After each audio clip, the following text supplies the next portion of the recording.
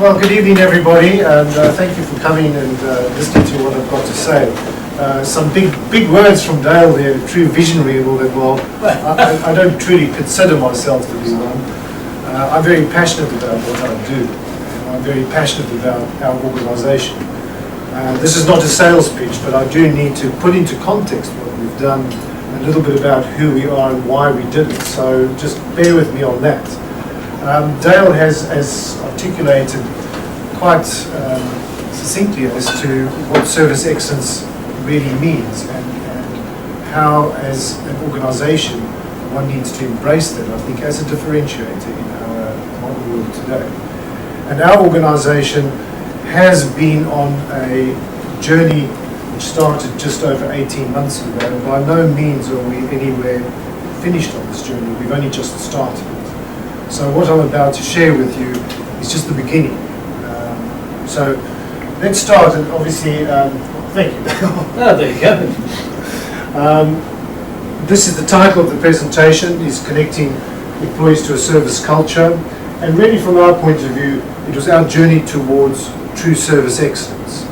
And I'll tell you why I thought about service excellence as a differentiator for the organisation. I just wanted to point out, this is our statement that we came up with as being the meaning of service excellence. It was excellence making the difference. And we came up with this logo with the help of Bridge being the heart, because we're a hospital and we look after ourselves, we look after human beings. And that's at the heart of everything we do. And obviously the hand there is to show the support that the organisation gives to everybody who comes through our doors. Just to put into context for you, because I think it really is important, and this is where I started to come from, is our organisation is 158 years old, and that might not seem a lot to anybody, but it's pretty unique for us, simply because A, we're a charitable organisation, and we've been a charity since we were founded 158 years ago. And secondly, we have a hospice as part of our hospital, and that is very different. It's not a separate hospice, it doesn't belong to anybody else, it belongs to us.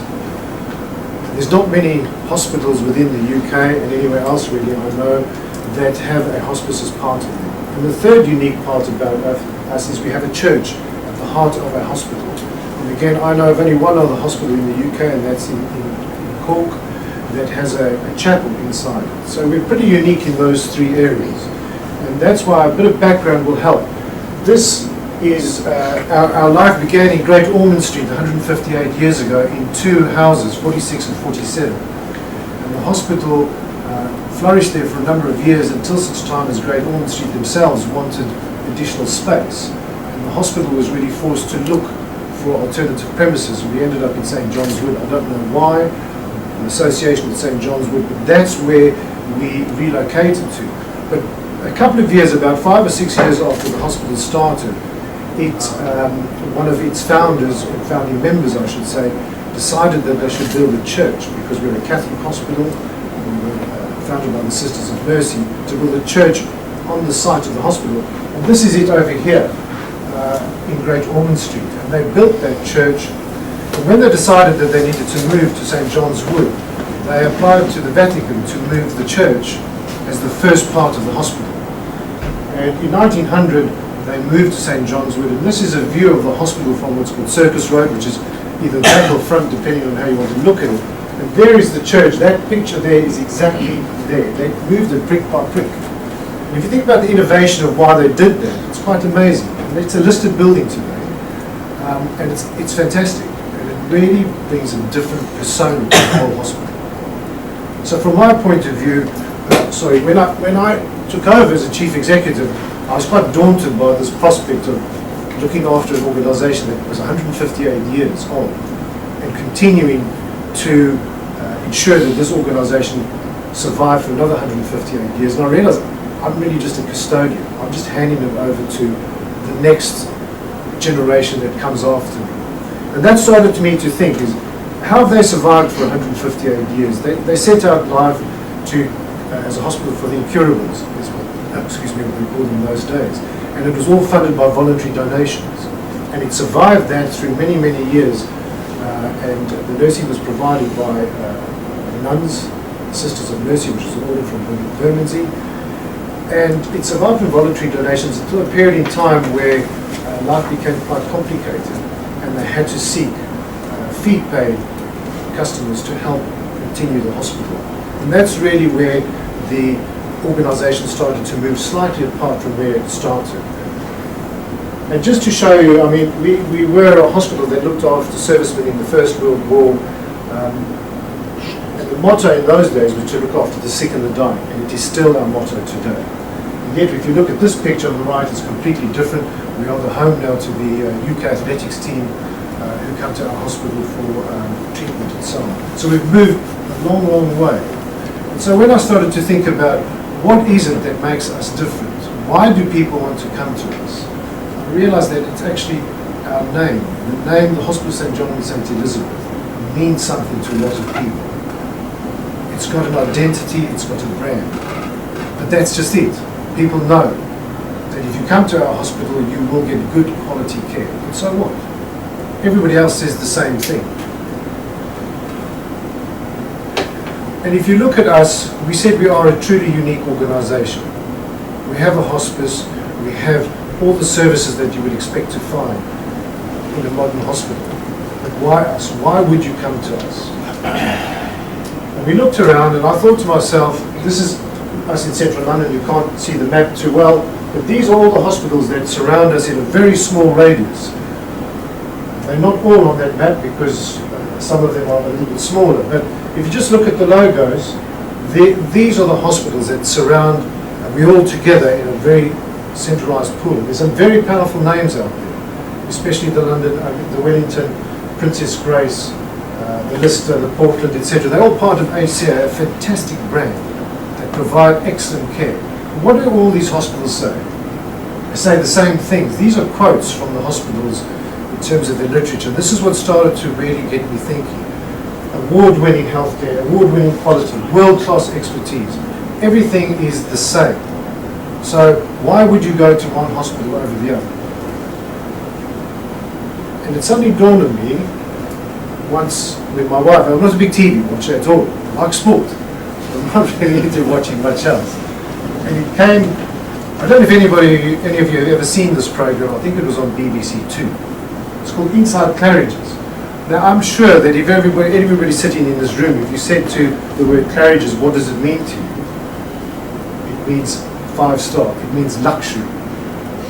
Everybody knows Claridge's. I think anywhere in the world, if you talk to somebody in reality who travels, they'll know the name Claridge's. And I started to, my wife said, I think you'll find this interesting. And I started to watch this program. And I was astounded by what Claridge's did. And this comment at the bottom really is what I thought is fascinating. There is a sense that nothing can go truly wrong with Claridge's. And that's when the penny dropped. It was their attention to detail. It was about doing everything they possibly could to make their customers happy and satisfied and willing to come back and come back and come back. Because whenever the customer wanted, they tried their very, very best to do. In that program, there's, I think it was an artist from Japan who would come back to Claridge's each year. And Claridge's have bathrooms with bathing, and some of them have showers. But this artist insisted that they have a spa bath. And every single year they dismantled the bathroom and they put a spa bath inside that room just for this Japanese artist who stayed there for a couple of weeks. And at the end of the stay, they dismantled the spa bath and they put it back to what it was. I thought, isn't that amazing? Why do they do that? And they do that because they value that customer and they value the fact that that customer will tell everybody else about what differentiates Claridge's from other hotels. And as Dale said it, I don't think it's that visionary, but I suddenly thought to myself, that's what it is that we need to do. We need to differentiate the fact that everybody provides award-winning healthcare. It's all quality. We know that we're good at what we do. We have top-class consultants that come to us. They go to other hospitals too, so that's why everybody can say the same thing. So we know we are good at that. But what we don't know is if we're truly providing what we would like to provide as a 5-star service. We don't know that.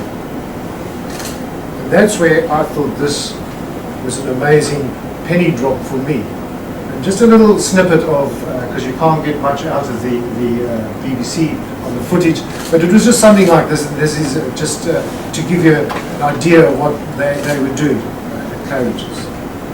The Emperor, and Empress of Japan. They were one of only two people who were actually present at the original coronation. So it's actually quite significant, the visit. No.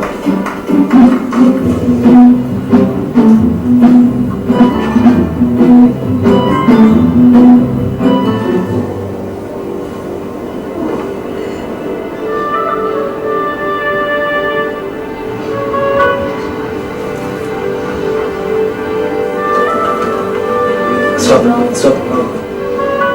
Mr. Martin's room, specific venue for So the idea was that we obviously meet him outside of the main door, it's obviously both of them, and then I walk them in, and right now the plan is to use the lift, okay? And if they come out of the lift, I would suggest that we stand on top of the staircase, but if they don't use the lift, that we maybe line up here on the stairs. Because how many people do we also have? 1, 2, 3, 4, 5, 6, 7, 8, 9, 10, 11, 12, 13, 14. So if they take the lift, we are too many people. Can we do one per step, or is it too close? But then you can't bow. Then we need to halve the group. Do we want to do it boy, girl, or? Should be height, okay. So if Oliver, then a little gap, Martin, Sally, Carl. The plan has to be very, very straightforward, yeah? Let's hope he uses the staircase. If he doesn't, the first 8 people. There you go. So that's really what the program was all about. And I thought to myself, right, as a hospital providing healthcare to patients, we're actually no different to a hotel. Because people coming into hospital are going to be meted, greeted, booked in, they're going into a room, they're going to get treatment, they're going to get food, their room's going to be cleaned, and then they're going to be discharged at some point, and they're going to be safe to go home. And people are going to say, thank you for coming, hope you are all well, etc. We don't really want to see you again because we hope you're not sick. So in reality, we are a hotel. It's just that we don't provide some of the services a hotel does. And so we looked at this, and I went to my team and I said, guys, if we're going to be different and we're going to stand out above the crowd of all those hospitals I mentioned, then we've got to have a differentiator. And our differentiator's got to be service, customer service, because people are paying a lot of money to come to our hospital, and therefore they're going to expect the very best. And not only the very best in care from a nursing point of view, but the very best from the first time they park their car and walk through that front door to the time they leave, and they have an interaction with a raft of people. And so that's where the idea of service excellence and excellence making the difference was born. It was about putting service excellence at the very top of our agenda and looking at it as a consistent theme throughout the hospital. And as Dale alluded to, it comes back to your staff. And it comes back to their attitude and their behaviours. And so we had a good hard look at ourselves. And as I said, how do we stand out in the London healthcare market? Are we truly, or were we truly offering 5 stars? We thought we were. And what are our core values and our unique selling points? And we looked at all of those things and we found, no, we're not truly offering 5-star service. And yes, we do want to stand out in front of the crowd. We want people to go, I'm going to go to that hospital because I know that their attention to detail is fantastic. They consistently offer the right service and they're a friendly, happy place to be. And they're a charity. And they have a hospice that they support. So all our profits go back into the hospital to support, obviously, the hospital and our hospice. And people like that idea because they know that their money is going to a good cause. So we had all of those ingredients. And so everybody agreed that service excellence customer service was a differentiator that was worth looking into and taking that next step, so that we protected the 158 years that we had, and we made sure that we were going to move on for 158 more years. And the soul searching began for the right partner. And I'm not an expert in any of these, but I must say, and I honestly can't remember how Dale came into our lives in terms of getting to know about our program and just looking for a partner. But I will say, and not because Dale invited me to talk here, I've told him numerous times, from the first time he walked into my office, and he sat down and he said, right, what is it you're after? And I told him, he got it. And I sat there and I was like, wow, this guy, and it was only Dale, and he said, I've got this organisation, I'm Bridge, with all this, we can do it for you. This guy can do it for us. I knew that Dale would be the right person to help us on this journey.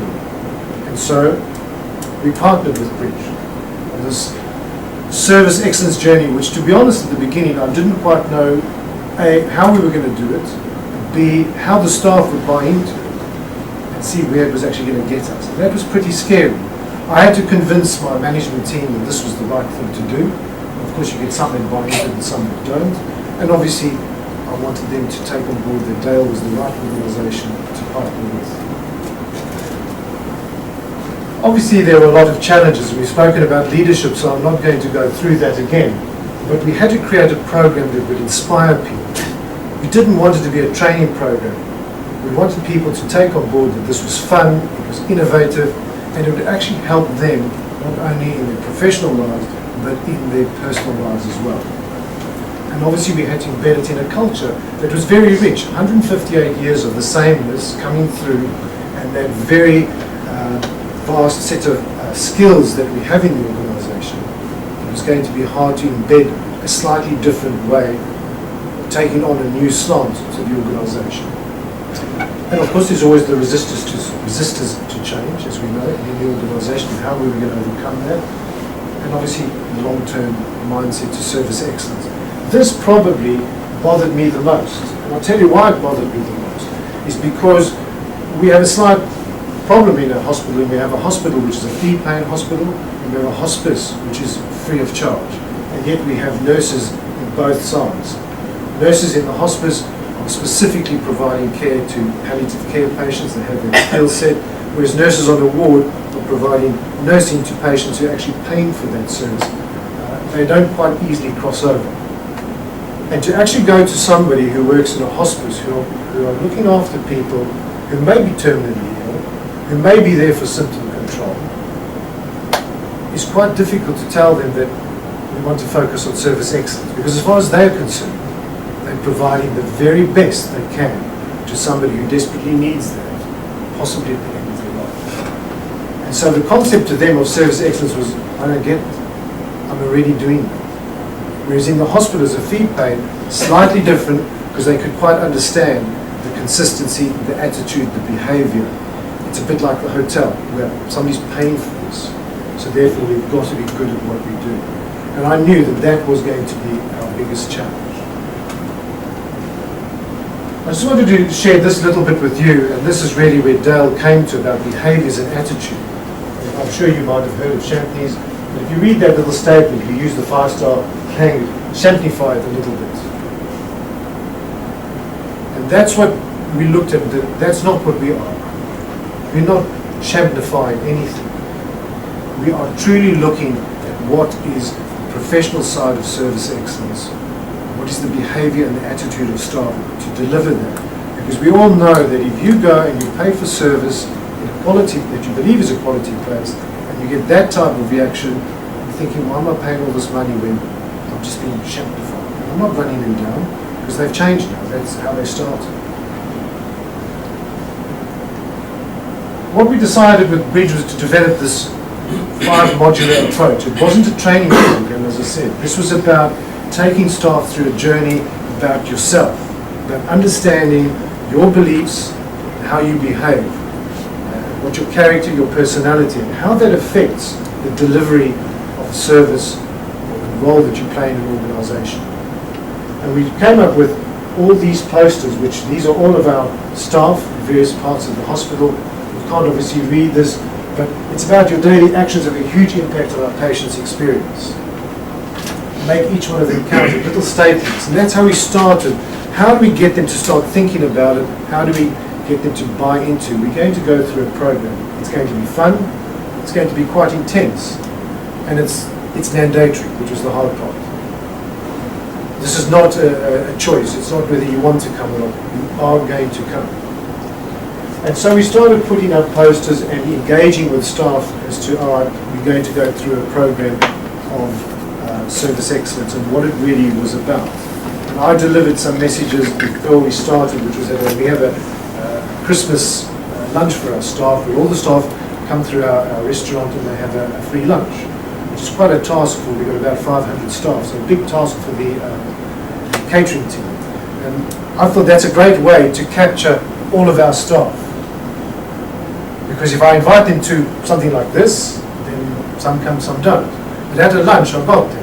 And all I did was a small little presentation at the beginning, a little bit about how the year had gone and what we were going to do in the next year and the program. Because I knew I had all of them there in the room and they would listen before they got their lunch, which included wine. So they listened, they wanted to be there. And that's how we started getting the program. This is what we're going to do, guys. This is what it's about. It's about looking into us as human beings, about our behaviors, our attitudes, and how we're going to be consistent, because we want to stand out from the crowd. In order to be successful for another 158 years, we've got to have a differentiator. And service excellence is it. We've continued with modules. We decided we took 8 modules. We did 5 in 2013, and we have got 3 this year. We have completed 2, and we have our last module in in October. And that will be, it's not the end of the journey, but it's the end of the initial program that we put together.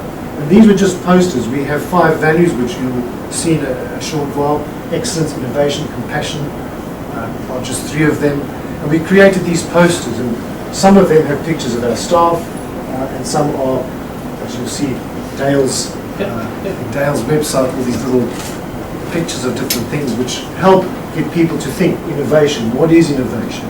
We had this, continuously improving our ways of working. That's our statement about our value. Same with compassion, treating others with kindness and understanding. Small little snippets. Those are our values, because these are them. We created all these posters, and we also had this thing called Magic Moments, which I'll come to. So we made staff aware that we were actually going to take them through a journey. And how did we start this journey? There were 5 modules. I'm not going to go through all of them in detail. But one of the things we thought about, how do we engage staff? How are they going to actually want to come to this? And we decided to invite them via a postcard. So that's the front of the postcard. On the back it's got a pretend stamp, and it had their name with a little sticker. And it told them what time they were coming, what date and time they were coming to this module 1. And that was how we got, every staff member got one of these postcards as an invitation. And this was the very first one, Introduction to Module 1 Magic Moments. And it really was, there's a couple of things about what are our values of the organisation, and how do we live and breathe those, and our attitudes to them, and our attitudes to people. And these are things that people can actually understand, because we all have them. We all have values. We all have attitude. We all have behaviours. And then we took them through a journey about how do we recognise in each of us when you do something good. And it's just a little thing. I remember Dale used an example of coming through the barriers at a tube station. Boy, if you don't swipe that card, you'll get somebody pushing you through the barriers. And how that's attitude and people's behaviour. Because everybody just wants to get through. But what is it that somebody will do that you turn around and say, you know what, that's really nice? And it doesn't have to be somebody you know, it can be anybody. And it was about recognising how we do actually deliver service excellence. We just don't know that we're doing it. And it was just to make people aware that yes, you do provide service excellence by lots of things you do. And so people needed to look at their colleagues from wherever it happened and identify, you know what, that was a magic moment. And I can give you an experience of my own. I go to the restaurant now and then to get some lunch, and I normally just get a sandwich. And I'm a bit of a, one of these, I don't know what you call, my wife hates it because I kind of like the same things, so it's boring in that sense. And the chef who makes sandwiches, because you go up and you ask him what ingredients you want, I often, if I'm going there, then somebody will stop me and start talking to me, and I kind of lose my place in the queue. And this happened to me on one day, and about 2 or 3 people spoke to me, and I kept getting into the queue, then got out. And by the time I got to him, he had already made the sandwich. He decided himself, I know what he's going to ask for. And he said, yeah, I know you've been waiting for a while, and you've been talking to people here and here. And to me, that was a magic moment. I just stood there, and I didn't really know what to say to him. Because I thought, what? It just made me feel so good that he had taken the time, the effort, and the thought. How am I going to deliver service excellence to this? Not because I'm the chief executive, but he knew what I wanted. He understood what I was going to ask for. And so we took them through this first journey of recognizing the good in all of us and the good we do, both outwardly to customers, inwardly to colleagues, and how we treat each other, again, with that whole compassion, with kindness and respect. In Module 2, we started turning words into action. And this really focused on, we can all identify one of those 4 characters. Are we a performer, a connector, a thinker, or a driver? And I'm not going to go through it because I'm probably not as good as Dale. But when we took people to say, what are you? Are you a performer? Are you a driver? Are you a thinker? Are you a connector? People suddenly thought, actually, I think I'm that person. Or I'm a combination of both. And how then this then affects their interaction with people who come in to use our services. Who are you, and can you recognize who that other person is? Are they a performer? Are they a driver? Are they a connector? Are they a thinker? Because we know people coming into a hospital are generally quite anxious. They're not too sure what to expect. They don't quite know what the outcome's going to be, and they worry. So it is about getting staff to understand who they are, who do they identify with, and then starting to think about how that looks to somebody who's coming into the hospital to use our service. So again, it wasn't about taking them through a training program. It was about bringing out in the open and identifying what we all know about ourselves, but probably don't want to recognize sometimes, or don't really think too hard about, and how that affects our ability to deliver our service. In Module 3, it was all about you at the heart of service excellence. And again, we took them through this whole aggression, assertive, passive. You look at open and honest and considering other needs. And it was making staff, especially frontline staff, and generally a lot of us are all frontline, is recognizing that you might be aggressive. I'm not pointing at you particularly, but I can recognize you're aggressive. And I've got to step away from that, and I've got to actually get you into what's called the neutral zone. Because if I'm aggressive back to you, because that's the natural type of person I am, boy, are we going to have trouble. And it was getting staff to understand where they sat in that sort of, those boxes. This is only just part of the module. Again, and taking them through real life situations to say, okay, this is it. I'm going to be an aggressive patient here, and I'm going to really go for you. How are you going to react? What are you going to do? And then it comes back to behavior, back to attitude, because a lot of people, you start being aggressive with them, they get attitude and they get aggressive back to you, and you both end up like that. So it is about saying to staff, we can't be like that. We've got to understand that customers could be any one of these, and where do you need to step to be able to look after that particular customer or patient, so that you're on the same wavelength and actually you're delivering the service that they expect. You bring them into your zone if they're aggressive. Or you get out of them, you really need to listen and understand and ask questions. What is it that they want from you? In the Module 4, it was about creating solutions through empathy.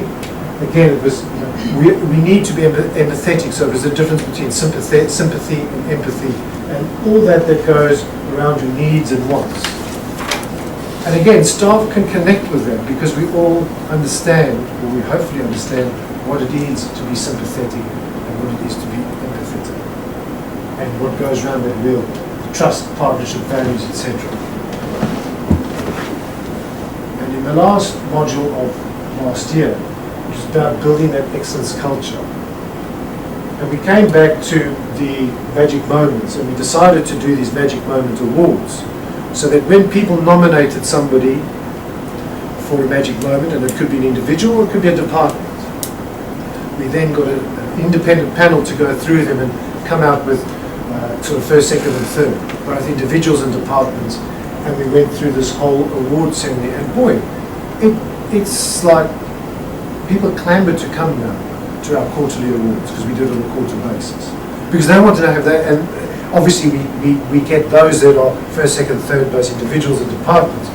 To the department gets told, you potentially have a winner here, so could you make sure that some of you are in attendance? And obviously the person who could win, don't tell them, can you please make sure they're there? So there's a little bit of that, but then the rest of the organisation, and it's not everybody, obviously by a long way, because people are working, they want to come. They want to see who's been recognised and why. And this was about building that culture. I know that I'm delivering a quality service. And I want to see who's been recognised and why they've been recognised. And this was now starting to change the culture, because people started to think about how they were delivering the service. And people started to look out for each other to say, okay, what have you been doing? Well, I can see something that you're doing differently. I can learn from you. But also the interaction between departments has changed. People realise that in order to deliver healthcare, it is like a hotel. All the pieces fit together. You cannot provide quality nursing in a room if housekeeping haven't been there to set it up and clean it. If the food and the catering team hasn't been provided as the patient has ordered. If your estates team haven't ensured that the air conditioning or the heating or the medical gases work. And of course, if the administration sitting behind that in terms of putting the patient in the bed is incorrect as well. So we now, and we certainly are not there, but we now have that joined up approach where instead of blaming a department for not doing something, it's talking to them, communicating, saying we're all part of this together, guys. Without you, I can't deliver quality nursing care. It is our unique setting. But I need you all around to provide the same standard of care on a consistent basis. It was the consistency that really started to enter. And for people to understand that it is a culture change. Now, I'll just go back a little bit to our hospice, because it's been quite a very difficult journey. I don't mind sharing it with you, and I'm sure they wouldn't be unhappy for me to share it with you, because they were, as Dale could quite point out, definitely, what would you call it, Dale? Unique. Very spirited-minded. And just didn't see this. Yeah. But finally, after much working with them through those 5 modules, so that they actually understood it wasn't about saying you're not providing a great service, because you are, but at the same time that has to be consistent, because people coming through the hospice, it's not only the patient, which is slightly different to a fee-paying hospice, it's really about the patient. In the hospice, it's a patient and their families and their carers. There's a group. You're not dealing with one individual, you're dealing with a much broader range. And as we all know how difficult it is when you're in that situation, families are very, very much involved in where this is going to and what's going to happen. And there is a very strong push to have, as you may have been, for the government to want people to have the choice to be able to die in their own homes. Families are very focused on that because they know that that's really where people would prefer to die in their own home, and they know they're comfortable. So there's a lot of interaction with a lot of different people, and they suddenly started to realise that looking at some of the modules and that who they are, performer, thinker, driver, the aggressiveness, etc., the passive, all of those things started to make them realise that they are also delivering service to people other than patients. And the way they behave and interact doesn't mean that somebody won't come back because it is for free. They will say, that's a fantastic place to go. If you look at some of our videos now on patients who have come through the hospice because we use them, patients like, they'll tell you it's about love, it's about happiness, and it's about care. And that comes through what we believe is this whole culture where we say, you've got to deliver the highest standard of service all the time, on show all day long, so it's on a consistent basis. And it's not about being Mr. Smarty Pants, it's about doing it in a way that we as humans want to be treated. Recognizing that if you behave in a certain way, then expect to be, if someone behaves like that to you, then don't argue about it. But if you want to be treated in a very different way, and you go and you do that to other people, then you can expect. That's right, that's how you want to be. We all want to be looked after. We all want good service. And so the hospice staff have started, by no means are we finished on that, have started to get that they are part of the same, of the whole. I don't like to say they're another department, but they really are just another department within a whole organisation. Just go back, the whole program was based on our values of compassion, excellence, responsibility, innovation and charity. And it was about ensuring employees connected service excellence to these, and making sure these values are alive in the organisation on a day-to-day basis. All we say to staff is just take one value. If you take one value and you adopt it as part of service excellence and you live that value every day to your very, very best, we will succeed. We will stand out from the crowd. We will be different. And excellence makes a difference.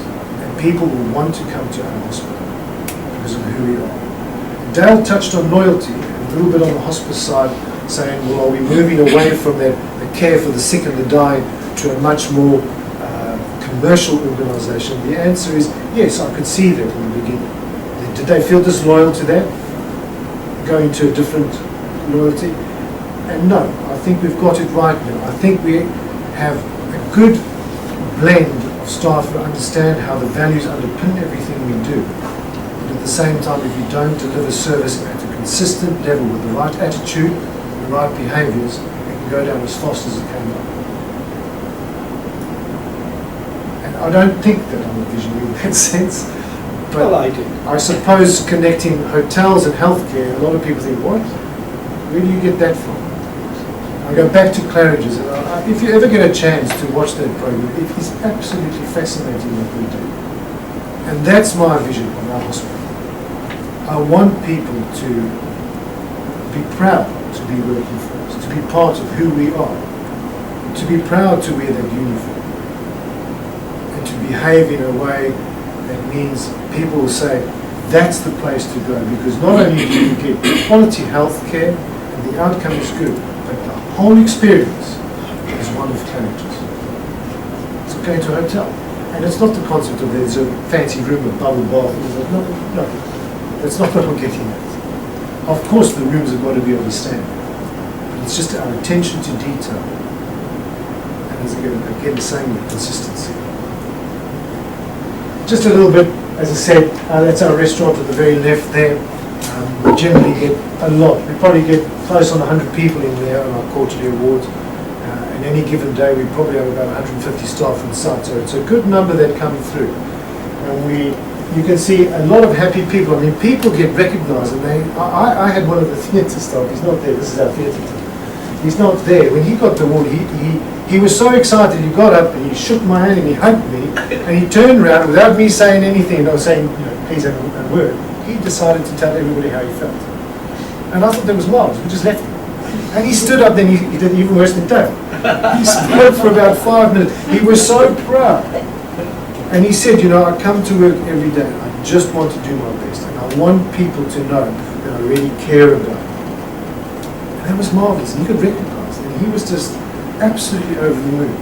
And that, to me, was making the difference. It made a difference to him. He's now completely engaged in this program. He gets it. And so do many of the other staff get it.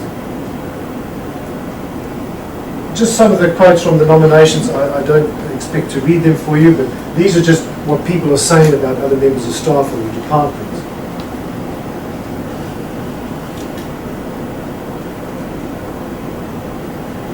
So it just shows, that's all we ask. Just put something like that up. Nominate. You don't have to say who you are. So we often don't know who's nominated, but we know who they nominated in the department. We did this for we're going into our third year now of the end, our second year of end of the year awards. That was amazing. I mean, these are our porters here, and they feel that no one gives two hoots about what they do because they're just doing what they're told to do. But without them, we couldn't provide the service. We couldn't provide the service. And again, absolutely overjoyed. This is in the States, a guy who won the award because he took it upon himself when he was asked to repair blinds in a lot of our offices, that he looked at me and said, well, actually, we're probably going to need to replace them. Sorry, not him, someone else, we're going to have to replace them. He went and had a look, and he took his time, and he actually went around, and he got bits and pieces from all over the hospital, and actually repaired them. He saved us a lot of money. He did that of his own bat. And he said, I did that, A, to save money, but because I knew I could do it. I can make a difference to you. I can save you some money. And I can still make it look good. And it started to work. What is the future? As Dale said, this is a program that's ongoing. We've really got to think about now where to. And Dale and I spoke a little bit earlier. It's about belief. We've got to get staff to really continue to believe in this. We can't end this journey because we've only just started it. And I know that it's starting to make a difference. I can see that in staff. I can see that they actually get it. And so the investment that we've put in, which is significant, and staff that actually really see that investment because they're not paying for it, they know they're going through all this, and they don't know what goes behind it. It is an investment in them because it's helping you in your personal life. It's not only about what you do at work. And those other areas in terms of continued innovation about what can we do to be there, to stand out above the crowd, and to make sure that the service excellence remains at the top of our agenda. And so belief is probably the next one, is making sure the staff believe in Purdue, they have something to hold on to. And that will be the next step of our journey through service excellence. These are just some snippets from patients and others that write through to us about what they've had. And we're starting to see a lot of this. And some of the words that we like, compassion, so we know it's starting to come through. Before, we would get a lot of compliments about the nursing staff in that word were fantastic, this area were fantastic. Now we're getting, please, your parking attendant named so-and-so, you've got to give him, whatever, because he was absolutely amazing.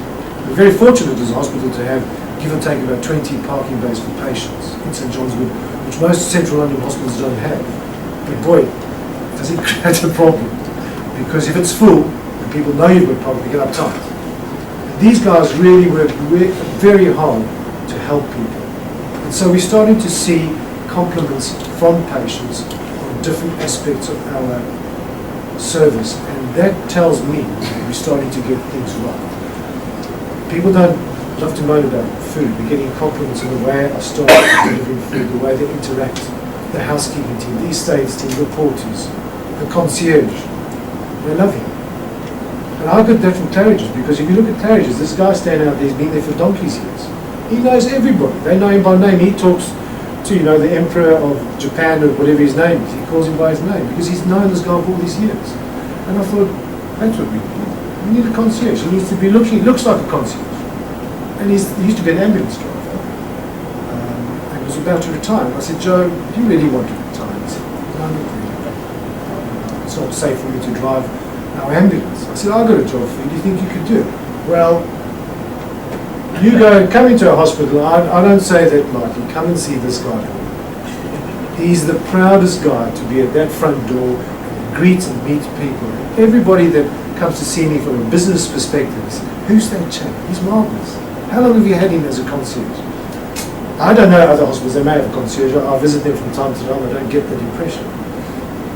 But there you go. That to me was about service excellence, because people walk into hospital, they know where they're going, they're lost. He helps them. And the other thing, just the last little thing I wanted to share with you, which is talking about concierge. We have two entrances in our hospital because we're a single site entity that covers two roads. Graveyard Road, which is where St John's Wood Tube Station is, and Circus Road on the other side. And on the Graveyard Road side where the tube station is, we've got two American schools, big schools, amongst a couple of other little primary schools further down the road. And so we have kids, sometimes on their own, mostly on their own, and or with parents that come through one side of the hospital in Circus Road. They walk right through, because you can, there's nothing to stop. Walk right through the hospital and on the way back home. And we have a coffee shop at the front, and the parents often stop and have coffee and so on. And the number of mums and dads who will see me walking around, they see my badge on the chief executive, stop and say, you know what, this is a great place. This doesn't feel like a hospital. It's got something about it. It feels different. And all your staff are so friendly and professional. And we're not even coming here for treatment. We're walking through, I hope you don't mind. We haven't had a problem. The kids don't cause us any problems whatsoever. All very well behaved. But that just, to me, was a difference about who we are. We're a welcoming institution. We're alive. We're not all closed and passes and this and that. None of these risks. I take them on board. But we are a welcoming organisation to everybody who comes through those doors. And I say to our staff every day, is remember, people who come in through the hospital know who you are. Because you're in a uniform and you have a badge. You don't know who they are. You don't know if it's a mum or dad. You don't know if it's a customer, a patient. You don't know if it's someone coming for a corporate appointment. Or somebody coming to use our church. Because the church is a local church. It's for the community in St. John's Wood. It's not closed. You can come in any time, and that is often the case. You walk past or into that chapel, and there will be people in there, and they're just local parishioners come in. So they don't know who you are coming through those doors. They do know who you are. So remember that. It's about your attitude to people. It's about how you behave. And it's about being proud of an organisation that's 158 years old. And all we're doing is carrying them, handing it over to the next generation. Boy, I don't want to be responsible for not being able to provide that. And I think the innovative way we started life with our church and the nuns for all those years who've been out of the hospital now for about 30 years. Because, as I said, we started off with that motto of to care for the sick and the dying, we do on a voluntary basis. And the nuns felt they had delivered their job and moved off. We've got to protect that. So we've got to move with the new, protect the old. I think we're getting there. I think that staff understand that there's a uniqueness about us, that we've retained our identity and our culture, and we're building on it by providing a first-class service. So, I hope I've given you some thoughts into where we are. I hope you've appreciated what I had to say. Maybe you agree, you don't agree, it doesn't really matter, but I've enjoyed speaking to you, and anytime you want to come to our hospital, please do. And you know who I am now, you can always look me up. Good or bad, I'm always happy to hear your views. So thank you very much for listening.